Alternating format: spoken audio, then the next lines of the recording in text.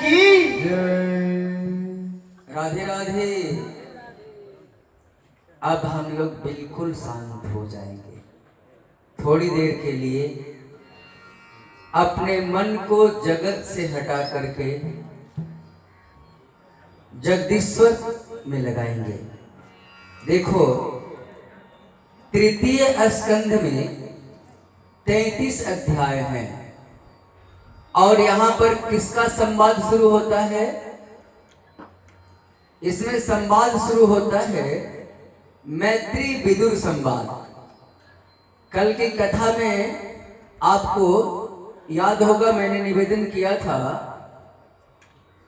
कि विदुर जी मैत्री से मिलने के लिए, जिस समय उद्धव जी ने कहा कि आपके लिए भगवान कृष्ण सौधाम जाने से पहले कुछ ज्ञान मैत्री मुनि को दे दिए हैं और हम तो जा रहे हैं बद्रिकाश्रम, आप मैत्री मुनि से हरिद्वार में मिल लो।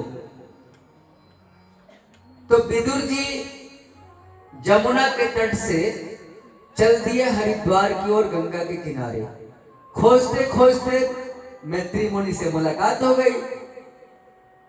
जो ही मैत्री मुनि ने विदुर को देखा, मैत्री मुनि उठ के खड़े हो गए और दोनों दौड़ करके गले से गले मिले। अरे आओ आओ विदुर आओ, भगवान ने तेरे लिए कुछ ज्ञान हमें दिया है, बोल पूछ कौन सा प्रश्न है तेरे अंदर।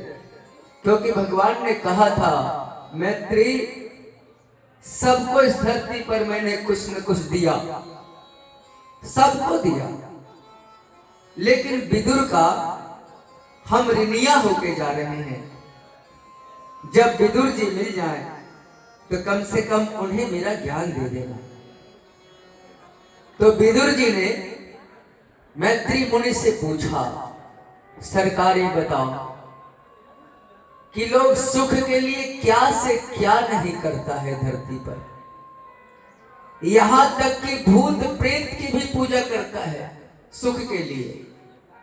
याद रखना, भूत प्रेत की पूजा करोगे, दोस्ती करोगे, जैसा संगत वैसा रंगत।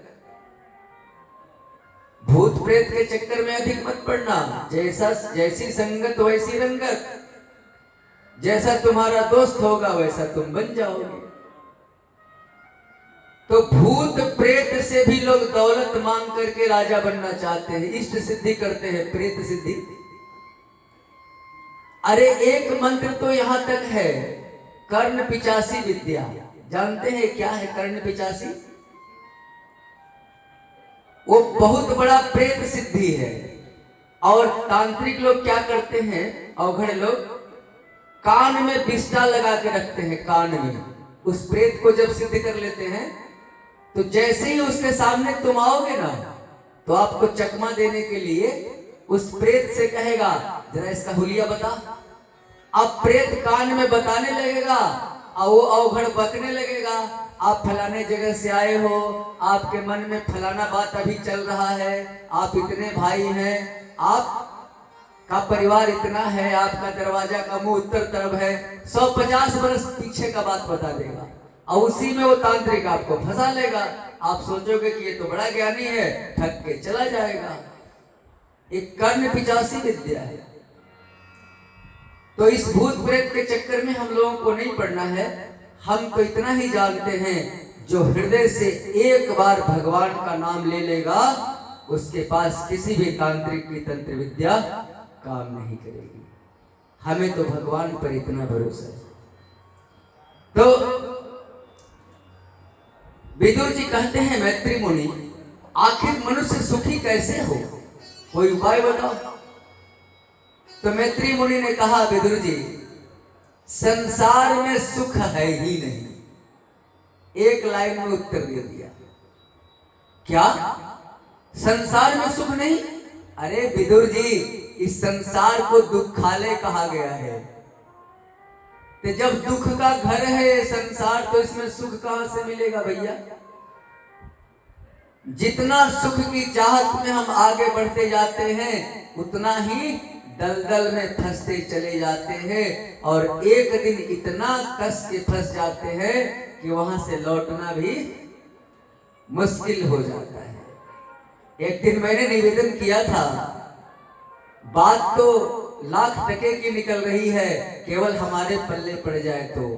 अधूरेपन का सपना कभी पूरा नहीं होता, कहीं आंखें नहीं होती, कहीं काजल नहीं होता। विराम दो, अपनी जिंदगी में विराम दो। जितना भगवान दिया है काफी है। मेहनत करो, पुरुषार्थ करो, ईमानदारी से पैसा जुटाओ और हो सके तो समाज का सेवा करो। गोस्वामी जी ने इसी को धर्म कहा है, इसी को पूजा कहा है। परहित सरिस धर्म नहीं भाई। इस बात को समझो। वही मैत्री मुनि विदुर जी से कह रहे हैं, विदुर जी संसार में सुख है ही नहीं। पूछो विदुर जी, अब आप क्या पूछना चाहते हो? तो विदुर जी ने कहा, सरकार ये बताओ कि मनु महाराज की जो बिटिया है, 3 बेटी, कौन कौन 3 बेटी? हम तो भूल गए, कल बोले थे आप लोगों को याद रखने के लिए। किसी को याद है तो बता दो, कथा आगे बढ़े। मनु की 3 बेटी और 2 बेटा। अब कथा कैसे बढ़ेगी आगे? चलिए हम बता देते हैं, याद रखिएगा, हमें याद आ गया। 3 बेटी, बताइए 3 बेटी 2 बेटा का नाम आप याद नहीं रखे हो। कथा से लाभ उठाने के लिए मन को कथा स्थल पर रख के बैठाओ। अब मत भूलिएगा, कभी मत भूलिएगा। माता जी लोग, आप लोग भी मत भूलना। देवहूति, आकुति, प्रसूति, 2 बेटा उत्तानपाद और प्रियव्रत। अपना बेटा बेटी के नाम याद रखा तो नहीं जाते, कम से कम दूसरों के रखिए जाए। खाली अपने से काम चले। तो चलिए, देवहूति का विवाह मनु महाराज ने किससे कराया? कर्दम ऋषि से। कर्दम ऋषि छाया से प्रकट हुए थे, ब्रह्मा के छाया से, अब वाणी से सरस्वती। तो कर्दम से विवाह करा दिया। और कर्दम जी ने जब तप किया था तो भगवान प्रकट हुए थे। तो कर्दम जी ने कहा था, सरकार हम तो वर में ही मांगते हैं कि आप बेटा बन के मेरे यहाँ आओ। भगवान ने कहा, ठीक कर्दम, तू ब्याह करेगा ना तो हम तेरा बेटा बन के आएंगे। कर्दम जी का विवाह देवहूति से, माता से हो गया। और जो ही मनु महाराज बिटिया को सौंप करके अपने घर गए, कर्दम जी उसी समय ध्यान में चले गए, भगवान के ध्यान में चले गए। अब पत्नी की कोई सुध नहीं। पत्नी सोच रही कि आज हमारे पति का ध्यान टूटेगा, कल टूटेगा, परसों टूटेगा, और परसों में बरसों बीत गए। अब देवहूति माँ ने क्या किया कि सारा श्रृंगार गहना जेवर उतार दिया और पति की सेवा में लग गई, सेवा करने लगी। एक दिन कर्दम जी का ध्यान टूटा। पूछे, अरे देवी तू कौन है, हमारी सेवा करती है? देवहूति बोली, वाह महाराज, अपनी पत्नी को भूल गए। अच्छा अच्छा, तुम मनु की बिटिया है। देवी माफ करना, ध्यान में चले गए थे, गलती हमसे हो गई। जा जा सरोवर में स्नान कर। सरोवर में स्नान करने गई देवहूति, तो देव कन्या सरोवर से प्रकट होकर के मल मल करके उबटन से स्नान करवाई। अब देवहूति माँ चमकने लगी, दिव्य चेहरा हो गया, लक्ष्मी की तरह, श्रीदेवी की तरह चमकने लगी। आभूषण पहनाया गया, वस्त्र पहनाया गया। और तब कर्दम जी बोले कि देवी चलो तुम्हारी मनोकामना हम पूर्ण करते हैं। जवानी में दुख झेल लो, इस आशे में झेल लो कि बुढ़ापा में सुख आ जाए, बुढ़ापा बढ़िया से कट जाए। जो जवानी में सुख खोजेगा तो बुढ़ापा में उसे दुख तो भोगना ही पड़ेगा। जवानी मिला है कर्म करने के लिए, रगड़ करने के लिए, संघर्ष करने के लिए, मंजिल तक पहुंचने के लिए। जवानी में तो किसी को विश्राम और सुख के बारे में सोचना ही नहीं चाहिए। रगड़ करो, दिन रात मेहनत करो और जगह तक पहुंच जाओ। तो अब एक कामद विमान प्रकट किया कर्दम ऋषि ने। कामद, जो कामना करो उस विमान में देवहूति को बिठा लिया और कामद विमान आकाश में भ्रमण करने लगा। विमान कहां कहां गया? वैश्रम्भक गया, सुरसन गया, नंदन बन गया, पुष्पभद्र गया, चैत्ररथ गया, मानसरोवर गया। जो खाओ कामद विमान में, स्नान करने के लिए सरोवर और झुलवा झूलने के लिए झूला पालना, सब कुछ उसी में। उतना ऐसो आराम था कामद विमान में कि उतना स्वर्ग में भी नहीं। 9 बेटी हो गई, करदम को तब होश आया, अरे करदम तू कितना कमीना है। एक तरफ अपने को संत कहता है, दूसरी तरफ इतना कस के संसार में लिपटा कि 9 बेटी।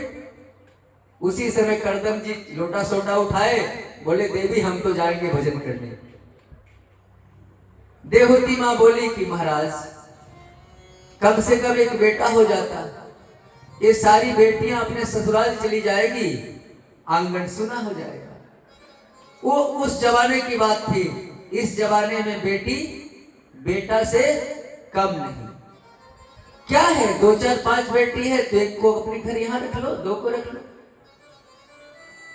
समय के अनुसार जो शास्त्र का अर्थ निकाल दे उसी का नाम है शास्त्रार्थ। समय के अनुसार शास्त्र में तो लिखा गया है कि खुले बदन हवन करनी चाहिए, और कहीं हिमालय में हवन कर रहे हो और बदन खुला रहे तो राम नाम सत्य हो जाएगा।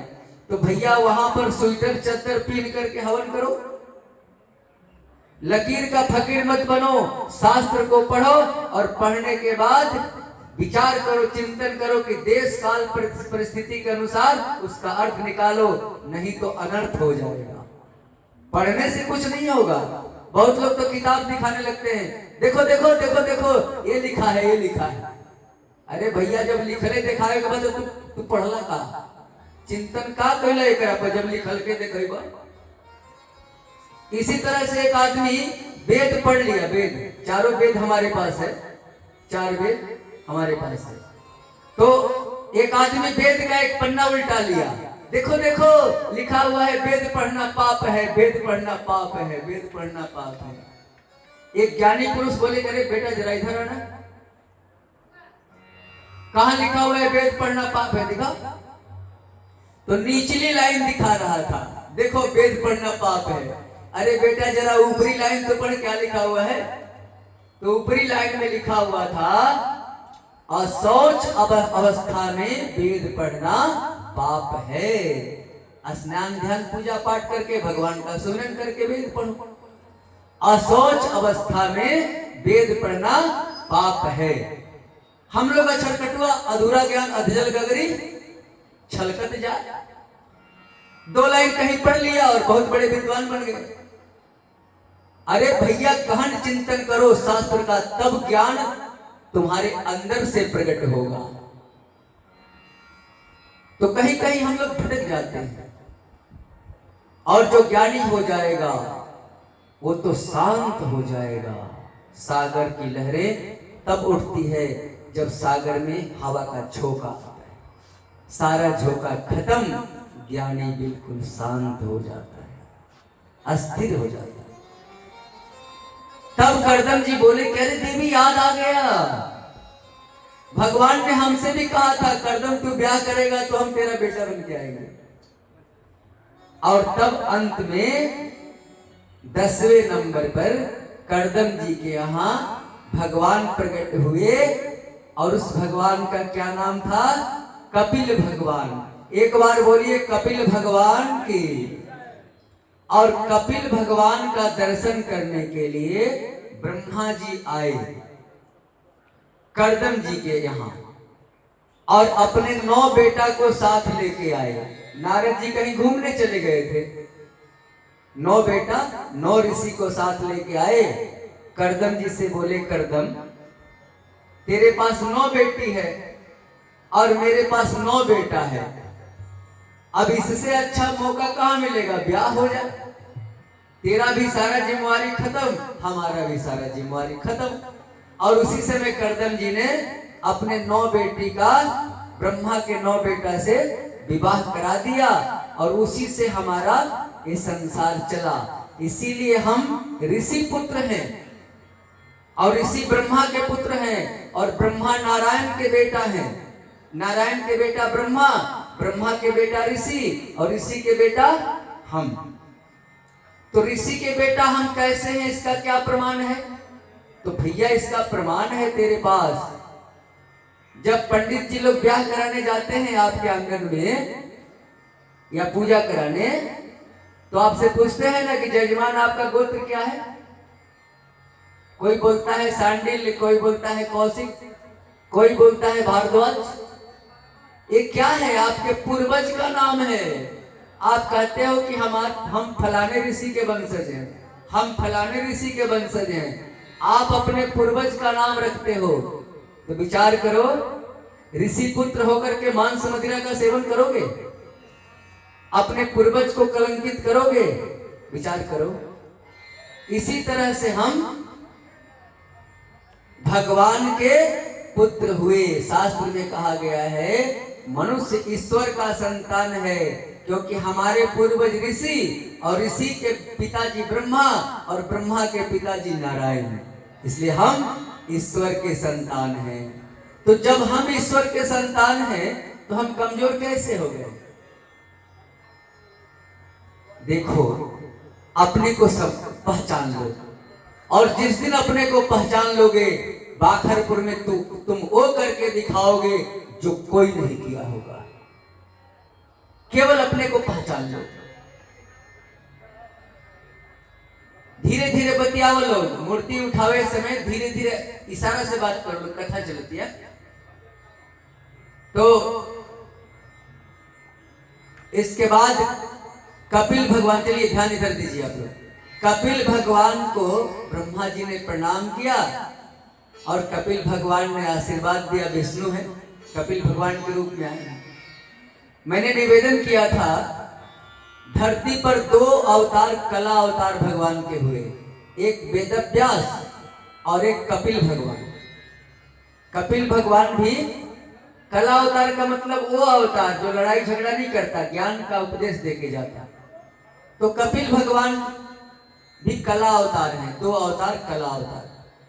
अब ब्रह्मा जी के साथ कर्दम जी की 9 बेटी चली गई अपने ससुराल ऋषि के साथ। कर्दम जी भी लोटा सोटा लिए और जंगल में चले गए। अब आंगन बिल्कुल सुना हो गया। एक जगह देवहूति मां उदास बैठी हुई है, और एक जगह कपिल भगवान बैठे हुए हैं। कोई नहीं आंगन में। कल तक आंगन में चिड़िया चहक रही थी, अचानक आंगन आज सुना हो गया। अब देवहूति मां सोची कि ये भगवान आया है मेरे घर, तो कम से कम कुछ ज्ञान ले ले। देवहूति मां धीरे धीरे आगे बढ़ी और ध्यानास्थ कपिल भगवान के सामने जाके बैठ गई। कपिल भगवान ने मां रूप में है देवहूति, तो कपिल भगवान ने मां को प्रणाम किया और पूछा कि बोलो माता जी, क्या पूछना है? तब देवहूति मां बोली, बेटा मैं समझ गई हूं तू साक्षात नारायण है, साक्षात नारायण। ऐसा करना, अपने ज्ञान का खड़ग उठा और मेरे अंदर जो अज्ञान रूपी अंधकार है इसे काट करके ध्वस्त कर दे। बोल मां, क्या पूछना चाहती है? तो बड़ा सुंदर देवहूति मां ने प्रश्न किया है, बेटा मेरा जो मैके था ना, मैके मनु की बिटिया मैं हूं, किसी चीज की कमी मैके में नहीं थी। ससुराल आई तो कर्दम जैसा पति मिला, किसी चीज की कमी नहीं। फिर भी बेटा मन को शांति नहीं, मन अशांत है, अंदर बेचैनी है। बेटा हमें पूर्णता कैसे मिलेगी? बोल बेटा क्या करें? तो कपिल भगवान कहते हैं, मां संसार में जितनी सारी चीजें हैं मां, सब अधूरी है, अधूरी। और तुम अधूरी से दोस्ती करोगे तो पूर्णता कहां से मिलेगी? तो बेटा पूर्णता कैसे मिले? बोल। अरे मां इसके लिए संत का संग कर। बेटा संत क्या करेंगे? अरे मां संत तुझे भगवान की कथा सुना सुना के भगवान की ओर तेरे मन को मोड़ देंगे, तेरा कल्याण हो जाएगा। बेटा कैसे पहचानेंगे कि ये संत असली है? क्योंकि मार्केट में तो बहुत डुप्लीकेट संत घूम रहे हैं दाढ़ी जटा बढ़ा के। असली संत की पहचान क्या है बेटा, जरा बताएगा? तब कपिल भगवान कहते हैं देखिए देखो देखो, आज 2 घंटे में केवल ज्ञान ही ज्ञान निकलेगा, बड़ा सतर्क रहिएगा। तो देवहूति मां बोली कि बेटा जरा बताएगा संत के कितने लक्षण हैं? अरे मां, संत के 5 लक्षण हैं। कौन कौन बेटा? तो मां, संत सहनशील होता है, संत के अंदर करुणा होती है, और संत सबको अपना मानता है, और संत सबको क्षमा करता है। भले आप संत को गाली दे दो, संत आपको क्षमा कर देगा। और जो सच्चा संत होगा, यदि आप पर क्रोध भी किया है तो आपके कल्याण के लिए किया है, घबराना मत। यदि आपको श्राप भी दिया है तो आपको आपके कल्याण के लिए दिया है। कहो कैसे? तो सच्चे संत, संत हृदय नवनीत समाना, तुलसी बाबा ने लिखा। संत हृदय से कोमल होते हैं, यदि ऊपर से कठोर बने हैं तो तुम्हारे सुधार के लिए। जैसे माता पिता पुत्र के लिए अंदर से कोमल होते हैं, लेकिन जबरदस्ती हथौड़ा चलाते हैं अपने पुत्र पर कि मेरा बेटा बेटी सुंदर बन जाए। सच है कि नहीं? विचार करो। अंदर से माता पिता बहुत कोमल होते हैं, बहुत कोमल, ऊपर से कठोर बनते हैं आपको गढ़ने के लिए। उसी तरह संत जो होता है, जिस जिस को संत ने श्राप दिया सबको परमात्मा मिले हैं। इतिहास उल्टा के देखो, संत ने जिन जिन लोगों को श्राप दिया उनको परमात्मा मिले। और आप कहते हैं संत क्रोध करता है, क्रोध में भी आपका कल्याण छुपा होता है। तो संत के 5 लक्षण होते हैं। अच्छा बेटा ये बताएगा कि संत के कितने प्रकार होते हैं? हाँ मां, संत 3 प्रकार का होता है। कौन कौन बेटा? नंबर 1 का संत वो है मां,